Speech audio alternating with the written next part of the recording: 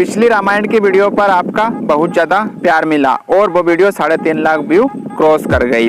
उस वीडियो पर काफ़ी ज़्यादा कमेंट ये आई थी कि हमारी जो पृथ्वी है वो किस पर टिकी हुई है।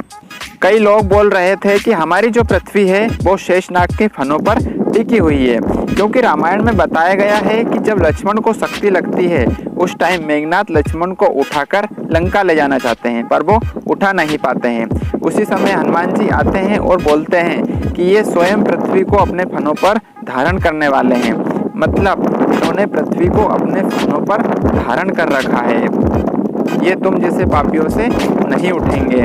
यानी लक्ष्मण जो थे वो शेषनाग का अवतार थे।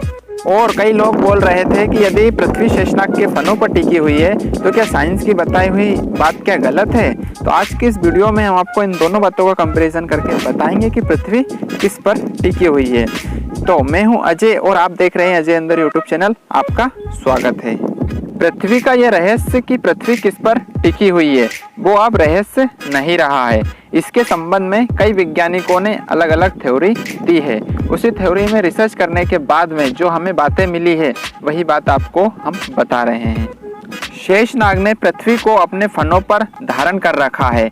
इस बात का वर्णन हमें महाभारत ग्रंथ के आदि पर्व में मिलता है, जिसमें बताया गया है कि शेषनाग ने पृथ्वी को अपने फनों पर किस प्रकार धारण कर रखा है। ये आदिकाल की बात है, लेकिन इस पर हमारी आधुनिक साइंस क्या बोलती है अब वो आपको हम बता रहे हैं। जैसे कि आप सभी को मालूम है कि पृथ्वी सूर्य के चारों ओर चक्कर लगा रही है और अंतरिक्ष से देखने पर पृथ्वी के नीचे कुछ नहीं दिखता है। पर वो कौन सी शक्ति है जो पृथ्वी को सूर्य का गुरुत्वाकर्षण बल छोड़ने नहीं देती है, और क्या कारण है कि पृथ्वी सूर्य के चारों ओर चक्कर लगाती जी रहती है। जरा एक बार ये सोचो कि यदि पृथ्वी सूर्य के गुरुत्वाकर्षण से बंधी हुई है तो पृथ्वी सूर्य के गुरुत्वाकर्षण के कारण सूर्य में ही क्यों नहीं समा जाती। यह एक मजेदार प्रश्न है ना। और यदि गुरुत्वाकर्षण वह शक्ति नहीं है तो वह शक्ति कौन सी है जिसके आधार पर पृथ्वी अंतरिक्ष में टिकी हुई है। आखिर पृथ्वी किस चीज पर टिकी हुई है। पृथ्वी सहित सौर मंडल के अन्य सभी ग्रह सूर्य के चारों ओर सूर्य की विशाल ग्रेविटी होने के कारण सूर्य के चारों ओर चक्कर लगाते रहते हैं। अब प्रश्न ये है कि सूर्य का गुरुत्वाकर्षण इतना विशाल कैसे बन गया। सूर्य की विशाल ग्रेविटी होने की थ्योरी महान साइंटिस्ट अल्बर्ट आइंस्टीन ने दी थी, जिसे अंतरिक्ष में सूर्य की ग्रेविटी के मैकेनिज्म को समझने के लिए दिया था, जिसे जनरल रिलेटिविटी थ्योरी कहते हैं। पृथ्वी सूर्य की ग्रेविटी में आने के कारण सूर्य के चारों ओर चक्कर लगाती है, पर सूर्य में समाती क्यों नहीं।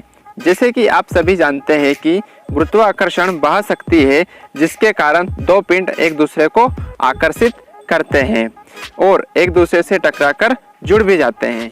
अब आप ये देखिए कि जो सूर्य का शेप है यानी कि आकार वो गोल है और सूर्य की गुरुत्वाकर्षण शक्ति से पृथ्वी बंधी हुई है और पृथ्वी के घूमने की दिशा सूर्य के पेंडिकुलर है, यानी कि सूर्य जिस जगह अभी है वहां नहीं रहे तो पृथ्वी सीधी दिशा में ट्रेवल करती हुई अनंत तक जाएगी।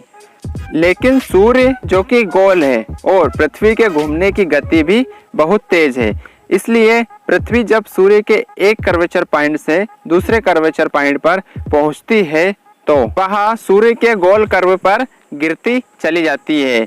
मतलब हमारी पृथ्वी सूर्य के गोल वक्र पृष्ठ पर मुड़ी हुई हमारी पृथ्वी सूर्य के चारों ओर चक्कर लगाती रहती है, और यही कारण है कि पृथ्वी सूर्य के गुरुत्वाकर्षण बल से बंधी हुई है और अंतरिक्ष में टिकी हुई है।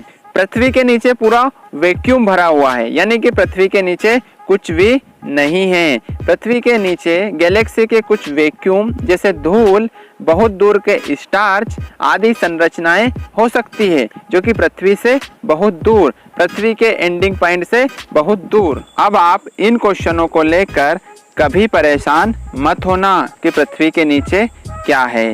इन सभी क्वेश्चनों का सही आंसर देने की हमने पूरी कोशिश करी है। यदि आपका फिर भी कोई सलाह या फिर सुझाव है तो हमें कमेंट जरूर करें, और इस वीडियो में बताई गई बातों से यदि आप सहमत हो तो इस वीडियो को अभी लाइक कर दें और कमेंट कर जरूर बताएं कि इस वीडियो का कौन सा पार्ट आपको अच्छा लगा है या फिर इस वीडियो की कौन सी बातें आपको अच्छी लगी है। दोस्तों अब मिलते हैं हम आपसे नेक्स्ट वीडियो में, तब तक के लिए this is voice of Ajay Barodia, over and out.